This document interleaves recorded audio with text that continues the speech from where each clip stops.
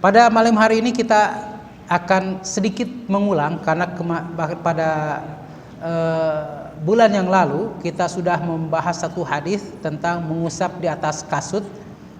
Ini tidak salah tulis Pak ya, bukan kasur ya. Memang kasut. Kalau di atas kasur buat apa gitu ya. Kasut itu alas kaki yang menutup sampai mata kaki. Jadi bisa itu berupa kaos kaki, bisa berupa khuf. Yang kalau di kita kurang dikenal khuf itu, karena kalau khuf itu dibuat dari kulit. Terkenalnya di negara Arab karena mereka biasanya pakainya ketika musim dingin. Ya, kalau musim panas pakai itu tambah panas. Itu sampai menutup mata kaki. Maka para ulama Nusantara zaman dahulu menerjemahkan khuf itu dengan kasut. Ya. Anil Mughirah bin Syu'bah radhiyallahu anhu qala kuntu ma'an Nabi sallallahu alaihi wasallam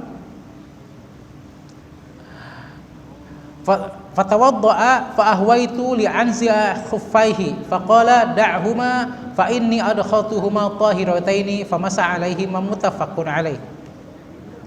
Dari Al-Mughirah bin Syu'bah radhiyallahu anhu berkata, aku pernah bersama Nabi sallallahu alaihi wasallam, lalu beliau berwudu, maka aku turun untuk melepaskan kedua khufnya.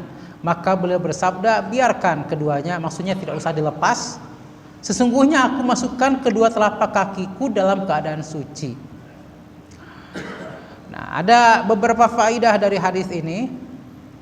Hadis ini disepakati kesahihannya oleh Imam Bukhari dan Muslim. Pertama, khuf adalah alas kaki yang terbuat dari kulit, yang bentuknya seperti kaos kaki yang pendek. Jadi kaos kaki olahraga ya, kalau kita sering lihat yang sampai untuk mata kaki saja. Biasa dipakai negara Arab ketika musim dingin karena lebih menghangatkan dan lebih praktis dibandingkan kaos kaki dan sepatu. Saya sudah mencoba sendiri ketika selama di Mesir ya. 2 tahun pertama, karena kesananya kulit saya sudah seperti kulit badak, ikut tebal juga ya. Sudah mulai tahan panas, tahan dingin. Itu memang lebih menghangatkan. Kita kalau menginjak lantai pakai kaos kaki masih tembus ketika musim dingin. Tapi ketika pakai khuf tidak tembus. Dan kemudian kalau kita pakai kaos kaki berwudu itu kan tembus basahnya. Pakai khuf tidak, ya. Kalau mandi tidak perlu lepas. Begitu, kecuali kalau mandinya jorok ya. Tapi kalau mandi sini tidak perlu lepas. Nah, ini merupakan kemudahan dari Rasulullah sallallahu alaihi wasallam. Abu Daud menyebutkan bahwa hadis ini terjadi ketika perang Tabuk dan pada saat sholat subuh. Hadis ini menjadi dalil kebolehan untuk mengusap di atas khuf ketika dalam perjalanan atau ketika safar. Dan juga kita melihat bagaimana sopan santunnya sahabat Nabi sallallahu alaihi wasallam kepada Nabi, yaitu apa? Mereka berusaha untuk membukakan khuf Nabi. Jangan sampai Nabi membuka khufnya sendiri. Nah, kalau kita berarti kepada siapa seperti itu? Kepada orang tua. Ya, kalau masih punya orang tua, bukakan kaos kakinya. Ya. Jangan sampai kemudian kita melihat orang tua ugut-ugutan buka sendiri sudah susah. Ibu susah gitu ya, tapi dibantu enggak gitu. Malah dijadikan konten. Nauzubillah min dzalik. Demi cuan. Kemudian hadis ini menunjukkan kebolehan mengusap di atas kasut. Dan mengusap di atas kasut ini diriwayatkan oleh 40 sampai dengan 80 orang sahabat. Ini bisa dianggap sebagai mutawatir. Ya, karena sampai 80 orang sahabat yang meriwayatkannya. Sebagaimana dikatakan Imam Ahmad dan lain-lain. Dan hadis ini walaupun masalah fikih, tapi para ulama memasukkannya juga dalam bab akidah. Kenapa? Karena orang-orang Syiah mengingkari kebolehan mengusap di atas kasut. Maka itu salah satu perbedaan mendasar antara Ahlus Sunnah dengan Syiah adalah apa? Mengusap di atas kasut. Mengusap di atas kasut itu dalam matan akidah Abu Ja'far atau Hawi Al-Hanafi dari mazhab Hanafi itu disebutkan bahwa ahlu sunnah mengakui boleh mengusap di atas kasut. Itu masalah akidah. Kalau kita meragukan ini berarti akidah kita bermasalah. Ya, meragukan kebolehan apa? Mengusap di atas kasut. Kenapa 80 orang sahabat? Berarti kita mengingkari 80 orang sahabat. Siapa yang kita percaya? Kalau Syiah wajar mereka mengingkari. Karena apa? Karena bagi mereka semua sahabat sudah kafir, kecuali Ali bin Abi Thalib, kemudian Abdullah bin Mas'ud, ya, kemudian Ammar bin Yasir, hanya sedikit, ya. Na'udzubillah min dzalik. Kemudian untuk diperbolehkan mengusap di atas kasut ada 2 syarat. Pertama, memakai kasutnya dalam keadaan suci. Orangnya suci, artinya sudah berwudu atau sudah mandi janabah. Itu yang pertama orangnya. Kedua, kakinya juga suci. Jangan orang yang suci kakinya ada ya, sama saja tidak boleh gitu ya. Contohnya habis keluar dari kamar mandi, nijak iat dibalikin. Bapak Ibu, mana yang lebih sakit? Nginjak tayu atau nginjak paku? Mana yang lebih sakit? Nginjak kenapa? Kalau nginjak paku banyak yang nolong, Pak. Kalau nginjak tai boro-boro nolong, diketawain. Setiap ingat kita trauma, diketawain di situ ya. Sakitnya ke hati.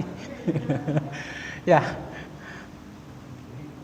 Walaupun ada perbedaan pendapat, kalau kotoran binatang yang boleh dimakan apakah najis atau tidak? Di situ ada perbedaan pendapat para ulama ya. Ada mengatakan tidak najis, ada mengatakan najis. Namun walaupun tidak najis, ya masa ayat tai kotok masukin langsung kan khuf ya. Begitu kan kita tidak sejorok itu. Ya, tetap kita cuci dulu. Itu yang pertama. Kemudian syarat kedua agar kasutnya menutupi kedua mata kaki. Jadi kalau kasutnya tidak menutupi mata kaki, maka kasutnya wajib dilepas. Dan tidak boleh mengusap di atas keduanya. Sekarang kan ada juga ya kaos kaki yang di bawah mata kaki. Maka itu tidak boleh mengusap. Lepas sekalian. Kalau mau ya yang di atas mata kaki. Kemudian tidak boleh mengusap di atas kasut yang berlubang, yang terlihat anggota wudu yang wajib terkena air. Contoh lubang pas di jempolnya. Nah itu wajib wajib dilepas ya. Atau lubang pas di mana di mata kaki gitu, wajib dilepas. Lubang pas di tumit, pas di kendengnya, wajib dilepas. Jadi harus kasut yang sempurna, termasuk kasut yang transparan, yang terlihat isinya. Maka itu juga wajib dilepas, tidak boleh mengusap di atasnya. Juga tidak boleh mengusap di atas kasut rajutan yang tidak bisa menahan sampainya air wudhu kalau nggak tahu. Jadi kan ada kasut yang anyaman ya, maka itu tidak boleh juga. Kenapa? Karena dia bolong-bolong. Ketika diusapkan airnya sampai ke kaki, maka itu tidak boleh, harus dilepas sekalian. Bapak Ibu kata Allah Subhanahu wa taala, mungkin kita menganggapnya ini remeh. Ya, menganggapnya remeh. Tapi ya, kalau kita memang kalau kita di Indonesia ya, pergi ke WC tidak mungkin kan tidak lepas kasut ya, karena kotor gitu ya. Tapi kalau sepertinya kita berada di satu tempat yang contohnya WC-nya bersih, WC-nya kering, begitu kan? Kita pakai kaos kaki juga tidak basah. Maka kita boleh mengusap di atas kasut. Itu kemudahan dari Allah Subhanahu wa taala, terutama bagi kaum ibu. Ya, bagi kaum ibu agar tidak perlu lepas kaos kaki. Kenapa? Karena jumhur ulama itu sepakat telapak kaki perempuan itu aurat. Ya, telapak kaki itu aurat. Adapun wajah itu berbeda pendapat aurat atau tidak. Makanya saya suka heran ya, ada ibu-ibu bercadar tapi tidak pakai kaos kaki. Ya, yang lebih wajib ditutupi itu adalah telapak kaki bukan wajah. Beralasan Tapi Ustadz yang jadi fitnah itu wajah. Betul, yang jadi fitnah itu wajah. Tapi ulama sepakat bahwa yang telapak kaki itu yang aurat, kalau wajah tidak. Kenapa? Karena dalam sebuah hadis Rasulullah SAW menyebutkan bahwa jika seorang perempuan sudah balik maka tidak boleh yang terlihat kecuali wajah dan telapak tangan. Telapak kaki tidak boleh terlihat. Makanya kalau perempuan sholat telapak kaki kelihatan, tidak sah sholatnya. Ya, begitu. Ada yang tersindir, alhamdulillah, berarti masih punya hati. Iya, kalau tidak tersindir berarti hatinya sudah mati. Nauzubillah. Bapak-bapak mah gak tersindir. Mungkin tersindir juga ya. Aduh, istri saya seperti itu. Diingatkan. Baik. Walil arba'ati anhu ila Nasa'i anna Nabiy sallallahu alaihi wasallam masaha 'ala al-khuffi wa asfalahu wa fi isnadihi dhaif. Diriwayatkan oleh Imam Sunan yang 4 kecuali An-Nasa'i bahwa Nabi Shallallahu Alaihi Wasallam mengusap di atas dan di bawah khufnya. Tapi sanad hadis ini terdapat kelemahan. Nah, dalam ilmu hadis, kalau ada hadis yang sanadnya lemah, maka dia harus diadukan dengan hadis yang sanadnya lebih kuat. Jika bertentangan, maka dibuang yang lemah ini. Jika sama, maka yang lemah ini naik derajatnya menjadi hasan. Nah, kita lihat, ya. Hadis yang di bawahnya yang dengan sanad yang baik. Wa an Ali radhiyallahu anhu qala, "Lau kana ad-dinu bir-ra'yi la kana asfalu khuffi aula bil mahsi min a'lahu. Wa qad ra'aitu Rasulullah sallallahu alaihi wasallam yamsahu ala zahiri khuffaihi," akhraj Abu Dawud bi isnad hasan. Dari Ali radhiyallahu anhu berkata, jika agama itu berdasarkan pendapat manusia, maka tentu bawahnya khuf lebih utama untuk diusap dibandingkan atasnya. Ini kan bawah atasnya, ini bawahnya. Lamun pemikiran orang mah, ya ini yang dipakai buat nginjak ya, buat diusap. Tapi agama itu lebih banyak imannya dibandingkan logikanya. Bapak Ibu yang mata Allah SWT, coba rukun iman yang ke-6 mana yang bisa dilogikakan? Rukun iman yang 6, ya, mulai beriman kepada Allah sampai beriman kepada qada qadar, mana yang bisa dimasuk akal? Ada nggak? Nggak ada. Kalau bisa masuk akal nggak akan jadi iman. Iman itu kita berserah diri walaupun kita tidak paham. Ya, nah seperti ini. Kenapa Nabi mengusapnya di atas bukan di bawah? Kenapa? Tidak boleh bertanya. Karena sahabat pun tidak bertanya. Kenapa? Itu namanya adalah tauqifi. Berhenti pada apa yang dilakukan Rasulullah SAW. Itu sama aja dengan menanyakan, Allahu Akbar, kenapa begini? Kenapa tidak begini? Ya kan? Kan tidak boleh ditanyakan itu. Tidak boleh. Ya, apa yang Nabi lakukan, sudah selesai. Seperti itu. Ya, hikmahnya apa? Hikmahnya adalah kita mengikuti sunnah Rasulullah SAW. Sudah, tidak ada hikmah yang lebih besar dari itu. Tidak ada. Ya. Baik, berarti hadis ini yang sanadnya lebih baik itu bertentangan dengan hadis yang atasnya, ya, yang sanadnya lemah. Maka hadis yang Imam 4 kecuali Nasa'i tadi yang mengatakan bahwa Nabi SAW mengusap di atas bawahnya tertolak. Tidak boleh dipakai. Yang dipakai yang mengusap atasnya saja. Nah, lihat hadis ini menjelaskan bahwa tempat diusapnya kasih itu bagian atasnya dan bukan bagian bawahnya. Kemudian jika bukan karena petunjuk Rasulullah Sallallahu Alaihi Wasallam, tentu manusia akan berpendapat bahwa telapak kasut lebih utama untuk diusap dibandingkan atasnya, karena telapak kasut inilah yang dipakai untuk berjalan. Nggak ada orang berjalan begini kan? Kakinya nggak ada. Kumaha dijalikeun gitu mah ya. Kemudian tata cara mengusap kasut secara zahir adalah dengan mengusap biasa, baik dengan 1 jari maupun 5 jari. Ya. Jadi bisa begini, bisa begini, bisa begini, secara zahirnya demikian. Ya, yang penting bukan pakai tangan orang lain. Pakai tangan sendiri. Jangan pinjam dong tangannya gitu, nggak boleh ya. Wa an Sufyan bin Assan radhiyallahu anhu qala kana Rasulullah sallallahu alaihi wasallam ya'muruna idza kunna safran alla nanzi'a khifafana thalathata ayyamin wa layalihinna illa min janabatin walakinna min ghaitin wa baulin wa naumin, akhrajana as-Sa'i wa Tirmidzi wa lafdhu lahu wa Ibnu Khuzaimah wa sahahahu. Dari Sufyan bin Assar radhiyallahu anhu berkata, Rasulullah SAW memerintahkan kami, bukan kamu, itu salah ketik ya, maklumlah jarinya gede. Jika kami dalam perjalanan agar tidak melepas khuf-khuf kami 3 hari 3 malam. Lihat, ini perintah dari Nabi. Ya. Nabi merintahkan jangan dilepas. Begitu. Kecuali jika kami junub. Karena kalau junub harus mandi. Kalau mandi itu harus dilepas semua, termasuk khuf. Ya kan nggak lucu ya. Secara akal saya tidak lucu. Baju buka semua, khufnya enggak. Terus mandi. Atau masuk air ke dalam khufnya. Ya, ketampung. Akan tapi jika buang air besar, buang air kecil dan tidur, maka tidak perlu melepasnya. Apakah tidur membatalkan wudu? Tergantung. Tergantung apa? Tidurnya nyenyak atau tidak. Tidur nyenyak bagaimana? Ya tidurnya sudah sampai gak dengar apa-apa. Itu nyenyak. Kenapa? Karena dalam sebuah riwayat disebutkan, kalau mata tertutup, maka ada yang lain terbuka. Sok Bapak Ibu yang mata Allah Taala, siapa yang ketika tidur tidak pernah kentut? Ketika tidur tidak kentut, siapa? Nggak pernah. Iya, udah nggak inget, bukan nggak pernah.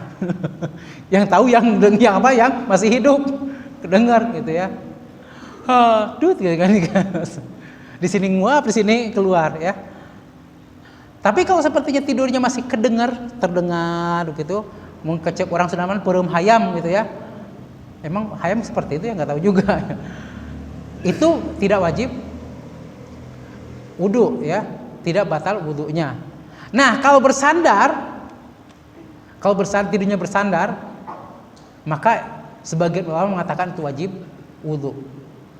Makanya kalau sepertinya Jumatan jangan cari tembok. Ya.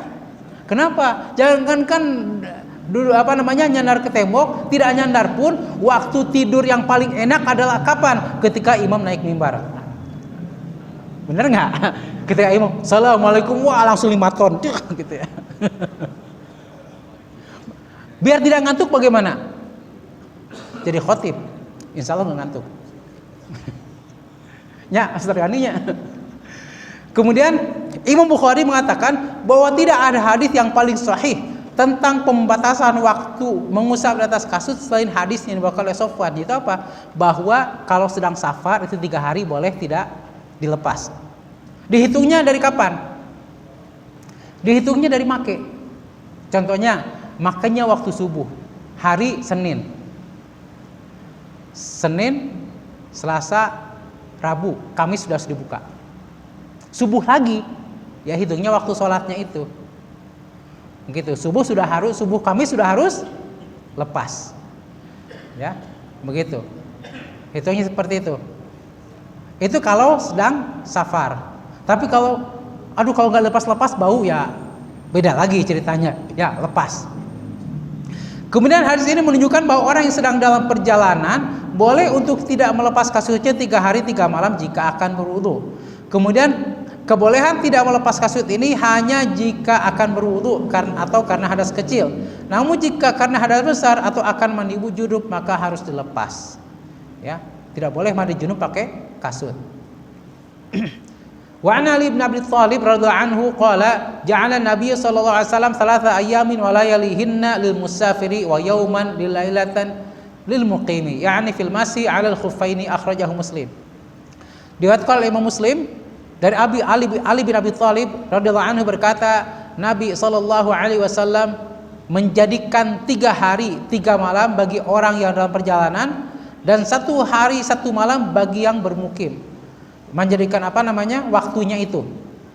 Ya. Artinya bahwa kalau sedang mukim pun boleh dengan dan tanpa alasan. Ya, dengan dan tanpa alasan. Mungkin alasannya ya saya mengikuti sunnah Nabi saja, boleh. Apalagi kalau seperti sedang musim dingin di negara-negara Eropa contohnya, negara Arab, dari kita mah tidak ada musim dingin, ya. Apalagi di Sudan cuma ada 2 musim, musim panas dan panas banget. Ya, di Sudan 2 musim aja itu. Nah, hadis ini merupakan dalil bahwa orang yang mukim juga boleh mengusap di atas kasur, tapi waktu kebolehannya hanya terbatas sehari semalam.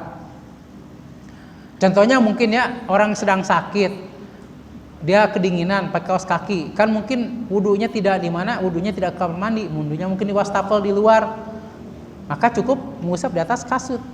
Atau wudunya pakai apa? Pakai ceret. Ya, di atas tempat tidur, maka cukup di atas kasurnya, set begitu. Islam begitu mudah, ya. Tapi jangan dianggap remeh.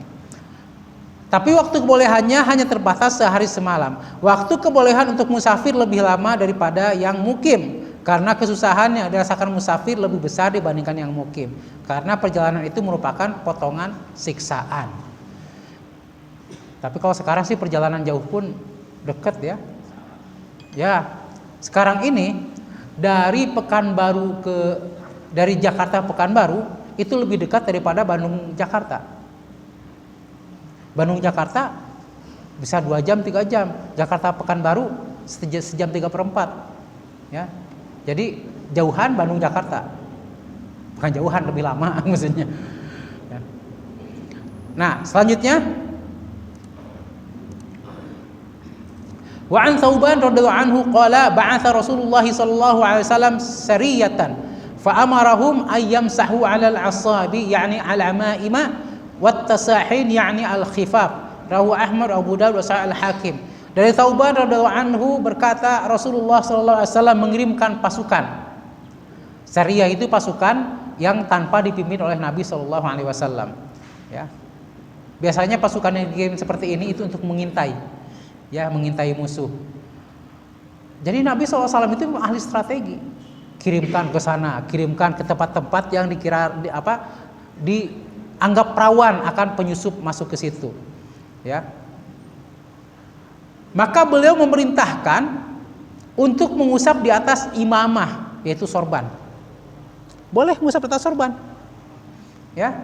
Dan mengusap di atas tasakhin, yaitu di atas khuf. Hadis riwayat Ahmad dan Abu Dawud disahihkan oleh Al-Hakim.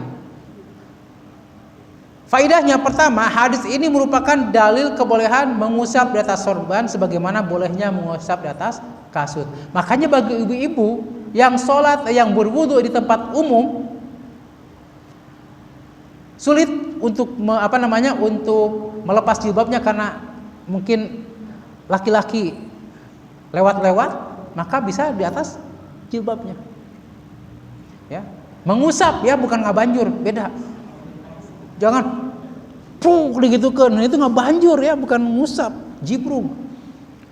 Kemudian Ibnu Qayyim mengatakan bahwa beliau sallallahu alaihi wasallam mengusap di atas ubun-ubunnya lalu menyempurnakan mengusap di atas sorbannya. Jadi usap di sini lalu di atasnya. Nah, ibu-ibu juga bisa demikian, ya, masukkan segini sedikit lalu ke belakang.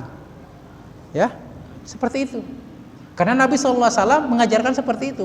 Laki-laki aja boleh, padahal ini bukan aurat bagi laki-laki kan? Apalagi perempuan yang rambutnya adalah aurat. Ya. Kemudian tidak ada dalil mensyaratkan bahwa harus memakai sorbannya dalam keadaan suci agar boleh mengusap di atasnya. Jadi boleh saja ketika pakai jilbabnya atau pakai sorbannya sudah hitut, boleh, nggak masalah. Karena itu tidak ada syarat seperti syaratnya khuf. Ya. Berbeda dengan mengusap di atas kasut. Ketika memakainya harus dalam keadaan suci. Juga tidak ada syaratnya ketika memakai sorban tidak ada kutunya, nggak ada. Ya, bebas mau ada kutu, ketombe itu mah urusan pribadi, nggak ada hubungan ibadah ya. Paling ke getret. Kemudian boleh mengusap di atas sorban, baik ada uzur maupun tanpa uzur. Lihat, ya, karena padahal umum. Tidak ada pengkhususan. Jadi bapak-bapak mungkin yang suka pakai sorban ya, lilit-lilit gitu. Seperti saudara-saudara kita dari jamaah tabligh ya, suka sorban. Itu kalau pagi dari India Pak, kalau India itu kainnya bisa 5 meter Pak. 5 meter puter-puter dia. Lebih dari kain kafan puter-puternya. Saya juga sampai bingung gimana muternya. Itu kan kalau ngelepas muternya lagi lama lagi kan. Maka tidak perlu dilepas. Atau memakai simag seperti orang-orang Saudi ya. Sorban terus simag itu boleh, tidak usah dilepas. Ya, bagaimana dengan kopiah? Sebenarnya boleh juga, tapi tidak susah ya. Tinggal sakuan gitu ya, kecuali ini mah nggak bisa sakuan nih. Tapi kalau yang kopiah biasa kan tinggal sakuan gitu, gampang.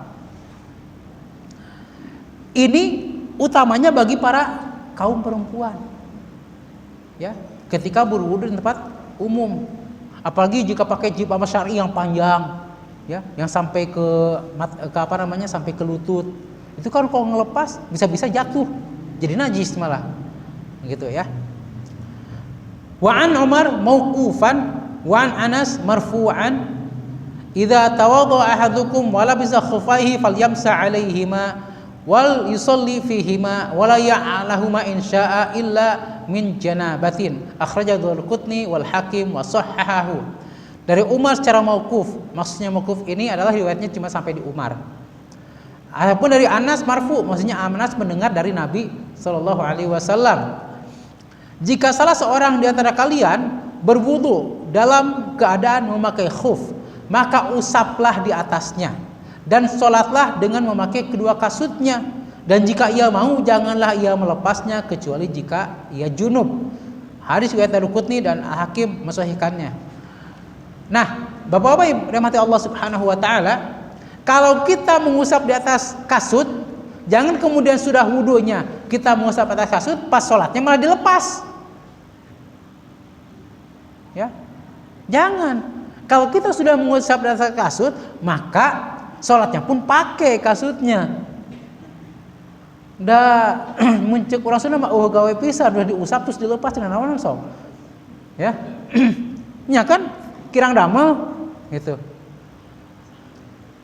Wa Nabi Bakrah radhiyallahu anhu anin Nabi sallallahu alaihi wasallam annahu rakhasa lil musafiri thalathata ayyamin wa layalihinna walil muqimi yawman wa laylatan idza tatahhara falabisa khuffaihi ayyam sa'alaihima akhrajahu al-Bukhari wa Sahih Ibnu Khuzaimah. Dari Abu Bakrah radhiyallahu anhu dari Nabi sallallahu alaihi wasallam bahwa beliau memberikan keringanan untuk musafir 3 hari 3 malam. Itu sudah kita bahas tadi, dan untuk mukim sehari semalam. Jika ia berwudu dan memakai khufnya agar mengusap di atas kedua khufnya. Itu menegaskan dari yang sudah kita bahas tadi, yaitu apa? Memakai dalam keadaan suci, kemudian mengusap di atasnya, bukan di bawahnya, bukan juga di sampingnya.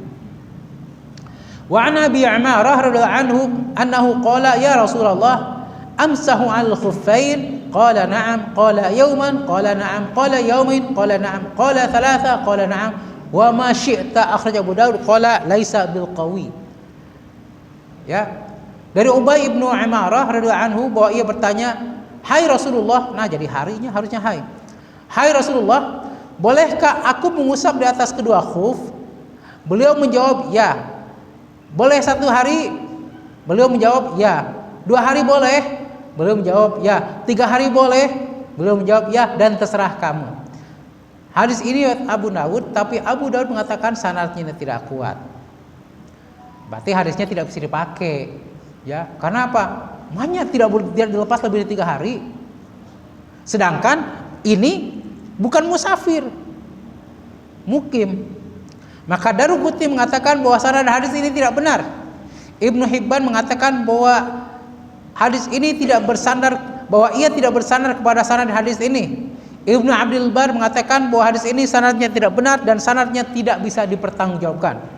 Bahkan Ibnu Jauzi mengatakan bahwa hadis ini termasuk hadis palsu. Dan hadis ini bertentangan dengan hadis-hadis yang disebutkan sebelumnya yang sanadnya benar dan kuat. Maka Bapak Ibu rahmat Allah Subhanahu wa taala, inti dari hadis-hadis tentang mengusap dan khuf ini, pertama, bahwa jika seseorang memakai khuf yang menutupi mata kaki dan menutupi semua telapak kakinya, ia boleh mengusap di atasnya dengan syarat, pertama, memakainya dalam keadaan suci, khufnya juga suci, telapak kakinya juga suci. Kemudian yang kedua, bahwa mengusap di atasnya, bukan di bawahnya, bukan di sampingnya. Ketiga, bagi yang mukim, waktunya adalah 1 hari 1 malam. Bagi yang musafir, waktunya 3 hari 3 malam. Kemudian yang keempat, bahwa juga diperbolehkan untuk mengusap di atas sorban. Caranya adalah apa? Usap dulu ubun-ubunnya, lalu teruskan di atas sorbannya. Dan itu berlaku juga bagi ibu-ibu yang memakai jilbab. Ikut anak-anaknya jilbab, ya.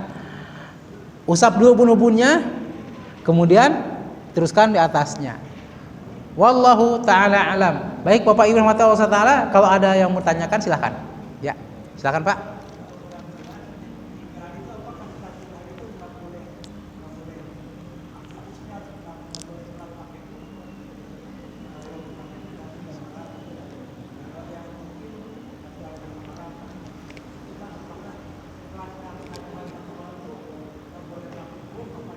Oh, bagus. Tidak begitu Pak. Jadi kalau sudah habis waktunya, lepas dulu khufnya, berwudu lagi, kemudian pakai lagi 1 hari 1 malam lagi. Begitu. Contoh perjalanannya lama gitu ya, mungkin sampai 10 hari. Maka setelah 3 hari lepas dulu, wudu seperti biasa, pakai lagi 3 hari lagi. Begitu. Ya. Jadi bukan sudah habis 3 hari 3 malam tidak boleh pakai lagi, enggak. Artinya kalau sudah 3 hari lepas, wudu seperti biasa, 3 hari lagi terus, begitu ya. Wallahu a'lam. Ya, silakan.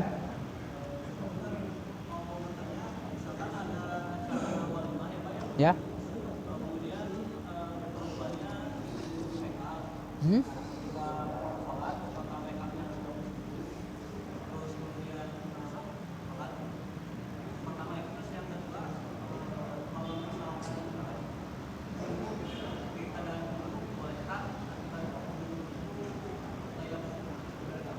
Ketika walimah. Oh, beda lagi. Baik. Oh, kirain ketika junub walimah asa araneh, dah harusnya junubnya setelah walimah gitu. Ini pas walimah lagi junub asa araneh gitu kan. Ya Pak ya aneh ya. Kan? Oh, manya teh iba heula atuh ih ini ara ringgis ya. Baik. Tadi pertanyaan pertama, tadi apa pertanyaan teh? Jadi hilap. Oh iya ya, baik. Ketika walimah, wanita pakai make up. Apakah ketika sholat harus dihapus dulu make upnya atau tidak? Pertanyaannya, make upnya menghalangi air wudhu tidak?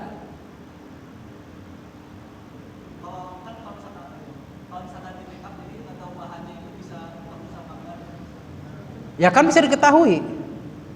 Kalau seperti daun talas, jadi si air itu tidak menempel, berarti dia menghalangi air wudhu, wajib dihapus. Karena apa? Air wudhu tidak sampai ke kulit, sama dengan kena cat atau rusak. Daripada rusak hubungan dengan Allah, ya wajib dihapus. Ya seperti itu. Atau harus di make up deh, ya daripada sholatnya tidak sah. Atau sholatnya dijama naon dah. Kalau mau dijama silahkan. Ya, contohnya orang Bandung, walimahnya di Tasik biar bisa dijama. Gitu, boleh gitu ya. Yang kedua, orang yang junub gimana? Boleh tayamum atau tidak? Boleh kalau sepertinya mandi itu membahayakan baginya. Di zaman Nabi SAW ada ketika sedang perang, begitu ya. Ketika sedang perang, kemudian tidak ada air. Ada orang yang mimpi junub. Akhirnya apa? Dia guling-guling di tanah. Akhirnya Nabi SAW mengatakan cukup tayamum saja. Begitu. Nah itu kemudian dikiaskan kepada orang sakit. Orang sakit bisa junub? Bisa. Orang sakitnya mimpi gitu kan, junub. Begitu. Kan junub tidak mesti berhubungan saja. Tidak boleh mandi. Mereka tayamum saja. Begitu. Justru kalau dipaksakan mandi kemudian meninggal, dia sudah mendorong dirinya kepada kehancuran. Ya, seperti itu. Wallahu a'lam. Silakan Pak. Khuf. Itu kan kalau kita misalnya jarang lah yang seperti yang kita suka pakai ya kayak apa Dari kulit. kayak kulitnya langsung kayak gitu. Iya, iya. Kayak kos kaki lah. Tapi kalau kita kan ada sepatu gitu kan. Ya. Sepatu bot lah kayak gitu. Ya. Nah kalau penggunaan itu tentunya gini, yang saya khawatirkan hadis tersebut sama penafsirannya gini, bisa mengusap itu terus kan suci. Dan takutnya orang ini masuk ke masjid dengan bisa menggunakan itu gitu maksudnya. Nah itu mungkinnya harus. Begini sebenarnya sholat memakai kaos kaki atau memakai sepatu, memakai sendal itu salah satu termasuk sunnah yang sudah ditinggalkan. Ya, tapi di kita mau gimana, mau karpet pakai sepatu ya, begitu ya nggak bisa, begitu. Tapi sebenarnya makanya saya bilang salah satu sunnah ditinggalkan. Nah, ini berguna bagi orang-orang di lapangan pak, orang di lapangan pakai sepatu boot, begitu ya. Untuk sholat dia cukup mengusap di atas sepatunya, sholat pakai sepatu. Para tentara, ya, yang sedang di lapangan, kan tentara sepatunya segini pak, mau ngelepasnya udah, wah tuh, ngelepasnya makanya lagi perjuangan bisa lama, usap di atas sepatunya. Atau para polisi ya, yang polantas itu kan panjang-panjang sepatunya, boleh begitu, kan dia mungkin sholatnya di jalan, tidak perlu dilepas, seperti itu. Wallahu a'lam.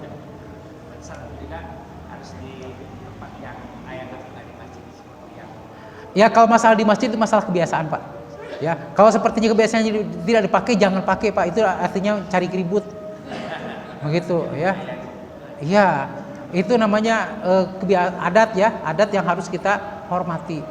Begitu. Jangankan di sini pak, Masjidil Haram pakai sepatu boot coba kalau tidak usia sama askar. Ya haji langsung ditarik gitu kan ya.